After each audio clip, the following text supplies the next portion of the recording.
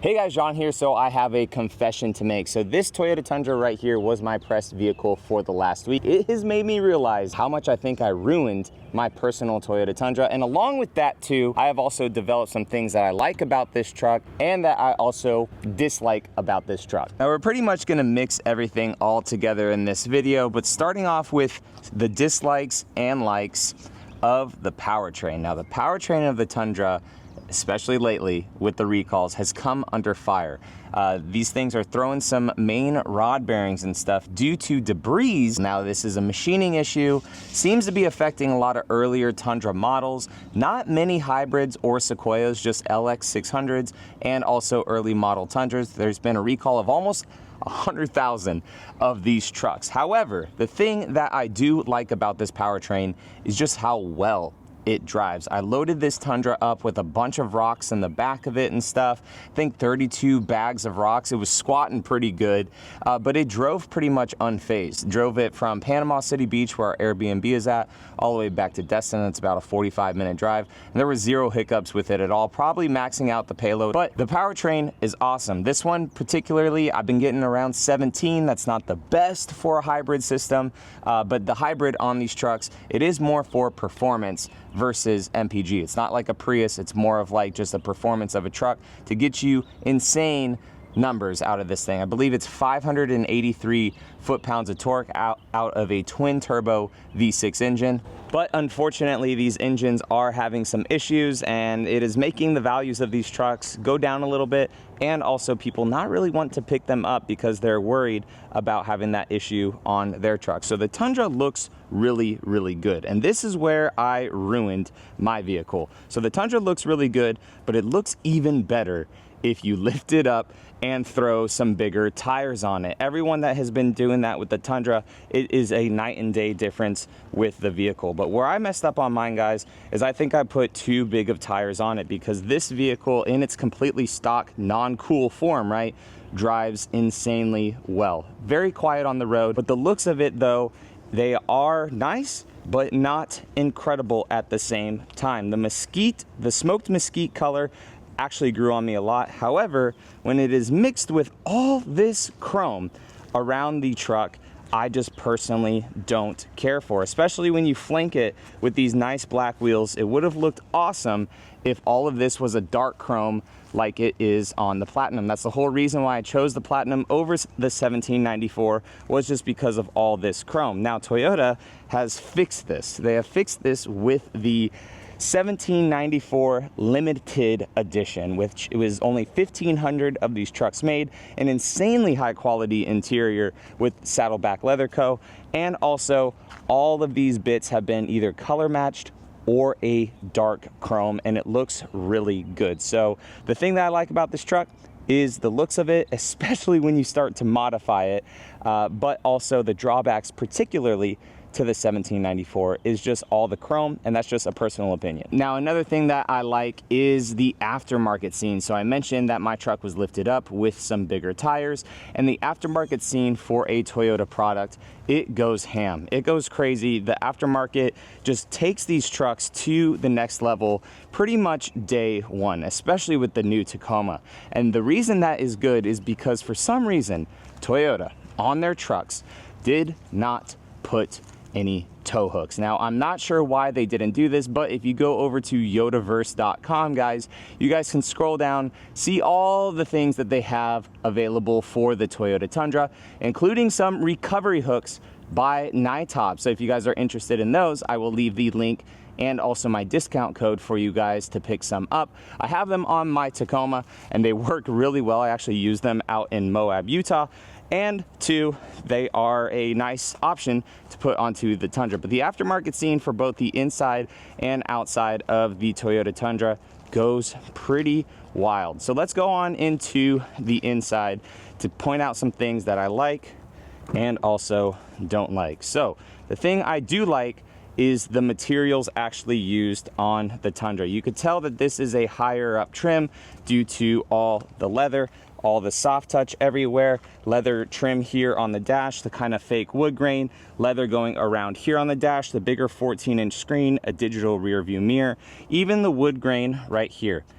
Now the dislikes again. This is a 2024 model, and some of the issues I have noticed with this truck date back to when I had my 2022 Toyota Tundra SR5. One of the big ones, semi-rattly console. Take a listen. Now it's not horrible because mine was making some really bad creaks. However, you could just hear some creaks there. Also over here on the door where there's plastic hitting plastic, you can just kind of hear it a little bit on there. Now aside from that, what has been fixed on this 2024, I believe, are these window seals. Now this truck was very quiet. It has about 7,500 miles on it for a 2024. However, this truck has virtually no wind noise, which is very crazy because the Facebook pages all the time are talking about how, oh, my truck has wind noise, oh, my truck doesn't have wind noise, it's super silent, how are you guys having wind noise with your truck? Mine is very quiet. Other people like, dude, mine sounds like it's going through a hurricane. So it's crazy how certain trucks roll off the assembly line, maybe a Friday model or maybe a Monday model or a Wednesday model, right? That's the joke that people say. But it's just crazy how for 2024, this truck has almost been out for 3 model years now, 22, 23, 24.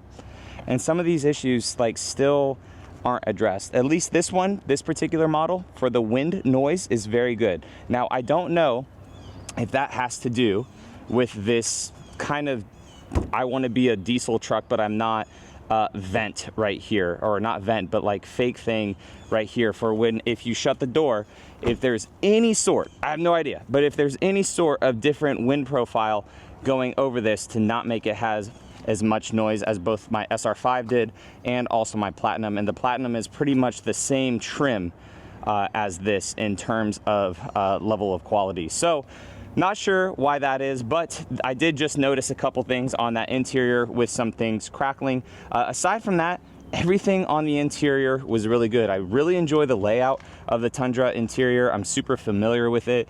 The only thing, and I gripe about this all the time, that I do wish is they had a shelf right there, because in a hybrid truck, you are very limited on all of your storage. You're super limited on all your storage. Really, the only thing you have back here are the seat pockets, because right here under the seat is where Toyota decided to put the hybrid battery system. So for a truck, you don't have any storage really on the inside. And this was apparent when we took this truck to our Airbnb. We had the dogs in it. Don't worry, Toyota, I put protection on the seats, okay? Cleaned it out for you. But I had some extra stuff to take. And in my truck, I would put all that stuff under the seats, the stuff in the bed of the truck, and then I would call it a day. This truck, I had to put a bunch of stuff onto the floor, into the bed, and I had virtually no room. So it's very crazy, and that is the reason why I picked the Platinum that I did, is because it was not a hybrid. And until Toyota puts like some different batteries or something like that in the refresh model, or move the battery location, or I don't know, they really have to do lithium batteries to really shrink down that that amount of space that the batteries take to allow for more storage on the inside. But I feel like until they do that, I may be not a hybrid buyer until that point, which sucks because like this thing has so much power. Now another like and dislike comes to the bed of the truck, and the like is the fact that we have this little pop thing right here, right? It's a dampened tailgate, very cool. However, in my Tacoma, that is one step further, and I didn't realize how much I actually used it on the Tacoma until I got back to my personal Tundra. But it has an automatic tailgate. It has the release on both sides of the tail lights back there, and it's automatic up. So I know it's first world problems to have to, oh, if you can't lift up your tailgate, you're not a man. Well, sometimes you have crap in your hands and you don't want to set it down or walk back out to your tailgates. It's nice if you're just carrying stuff, you could just lift it up or press the button on the light. And then another thing that I don't care for about the rear end of the Tundra is the fact that they continued this body line right here. So it looks good. Again, the looks of the truck, I really am a fan of the looks of the truck.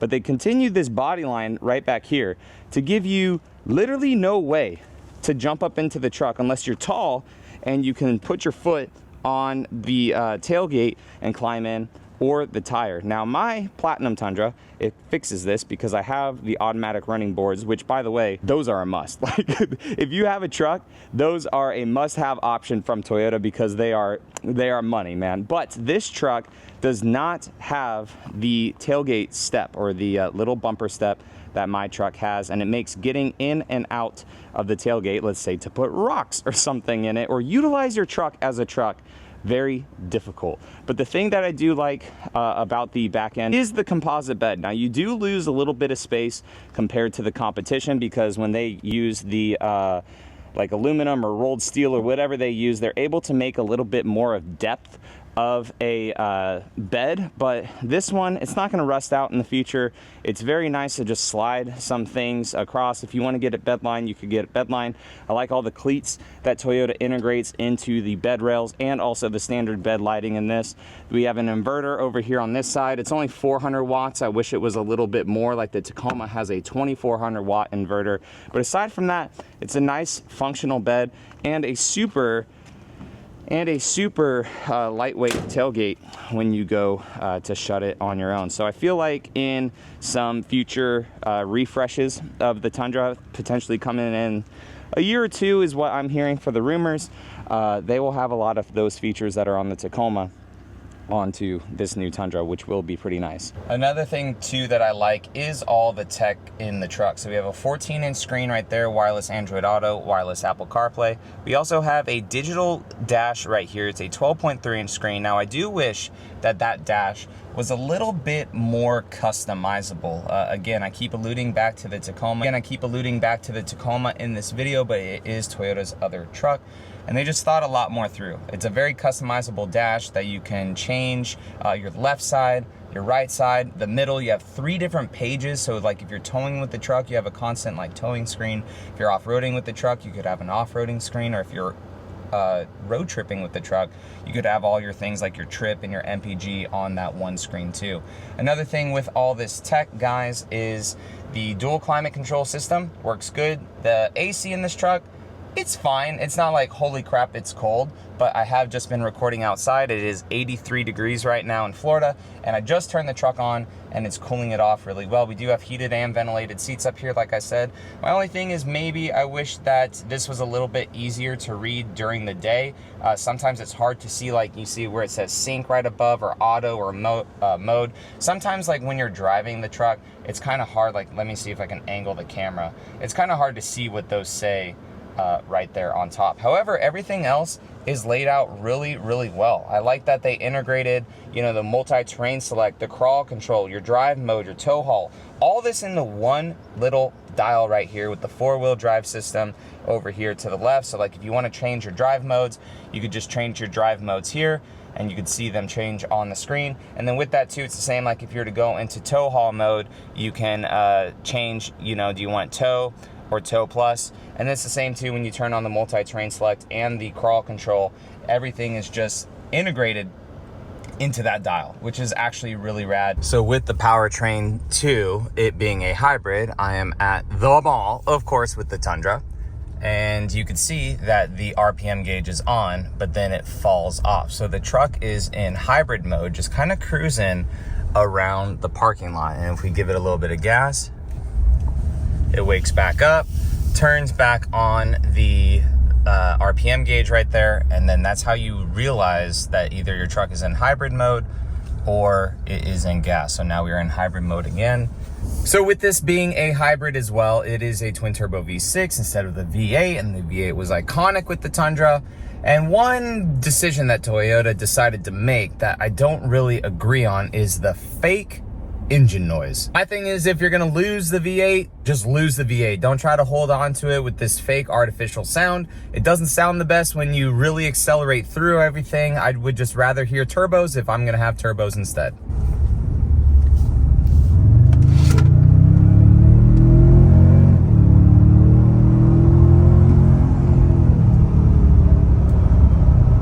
So that was a little bit different of a review because I feel like we're all familiar with the Tundra now, but I did want to highlight some very standout features that I like and also some things that I still do not like. about the Toyota Tundra. However, hopefully guys soon we will see a refresh of this truck, maybe within the next year to 2 years is what rumors are saying. So I am very excited to see what Toyota brings to the table. Did they listen to us? Are they just gonna give us another truck, right? What they have stored for in the future for us. So guys, I appreciate you all watching, and I will catch you in the next one. All right, see you later.